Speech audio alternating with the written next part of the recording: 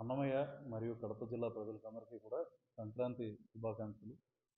ఈ పండగ మన తెలుగువారికి అన్నిటికన్నా పెద్ద పండగ ఇది.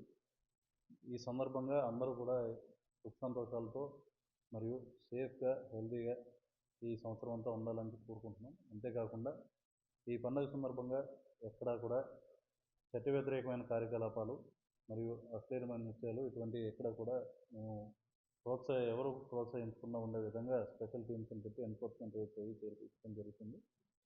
సో ప్రజలు వీటి పట్ల అప్రమత్తంగా ఉండాలి.